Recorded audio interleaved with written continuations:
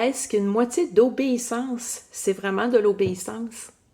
Bonjour, ici Marlène Leblanc d'Évangélisation de Puissance. Si tu écoutes cette vidéo, c'est parce que tu es sur la sentinelle de prière et c'est ta journée aujourd'hui d'intercéder. Sinon, si tu l'as vu sur notre site, on t'invite de vraiment à la fin de faire une prière, d'être touché par le Saint-Esprit et d'aller prier pour sonder ton cœur et vraiment prier pour l'Église et les nations, parce que notre but, c'est de vraiment voir l'Église se lever glorieuse et sans tache. On voit, on a vu plutôt, excusez-moi, dans l'Ancien Testament la semaine passée, dans 1 Roi 13, l'histoire de Jéroboam. Alors, si tu ne l'as pas écouté, peut-être d'aller voir la vidéo avant. Et Jéroboam, on a vu que malheureusement, sa vie ne s'est pas bien terminée parce que c'est un roi idolâtre. Nous voyons aussi à travers l'écriture de ce chapitre qu'il y a un prophète qui s'appelle simplement un homme de Dieu. On ne voit pas c'est qui l'homme de Dieu, son nom n'est pas donné. Mais on voit l'homme de Dieu qui a vraiment obéi à la voix de l'Éternel, qui s'est levé, qui était allé avertir le roi. Et le roi, lorsqu'il y a eu jugement sur lui, il a voulu inviter l'homme de Dieu à venir prendre un repas dans sa maison, et l'homme de Dieu a refusé.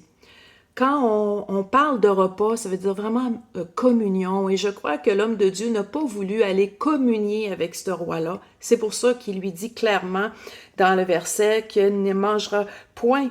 Alors ça dit vraiment que l'ordre avait été donné, tu ne mangeras point de pain, tu ne boiras point d'eau, et tu ne prendras pas à ton retour le chemin par lequel tu es allé. Il y a vraiment eu des directives particulières de l'Éternel qui mentionne au verset 9.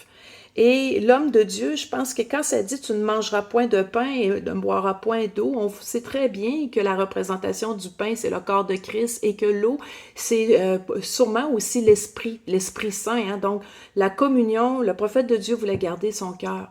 Malheureusement, il a été séduit par un autre faux prophète et il n'a pas répondu à la voix de l'Éternel, il n'a pas pris le chemin que l'Éternel lui avait dit et il a désobéi. C'est tragique parce que son obéissance n'a été faite qu'à la moitié. Et lui aussi, malheureusement, il a eu des conséquences terribles et il en est mort. Je crois qu'à travers ceci, Dieu, ce qu'il veut nous enseigner, c'est de vraiment que nous puissions avoir une sainte crainte de Dieu, pas une peur de Dieu, mais une sainte crainte. L'Église doit revenir dans la sainte crainte de l'Éternel et de ne pas abuser de la grâce. Aujourd'hui, le but, c'est de pas qu'on se condamne ou quoi que ce soit, c'est pas ça le but. Au contraire, il n'y a aucune condamnation, Romains chapitre 8, pour ceux qui sont en Jésus-Christ. Cependant, on doit prendre vraiment au sérieux que si Dieu nous donne des directives qui sont claires, bien sûr, quand on a des directives claires à travers la parole de Dieu ou à travers peut-être une parole qu'on a reçue dans notre cœur, de vraiment obéir en entier. Parce qu'il est écrit aussi dans 1 Samuel 15, 23 que la désobéissance est aussi coupable que la divination. Donc Dieu prend ça vraiment au sérieux, la désobéissance. Et la résistance n'est pas moins autre que de l'idolâtrie. Donc, résister, c'est qu'on sait que Dieu nous demande de faire quelque chose et on refuse de le faire aussi.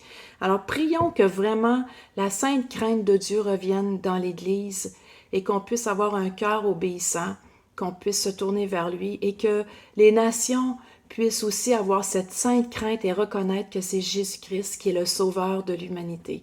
Donc, soyez bénis. Merci pour tes prières.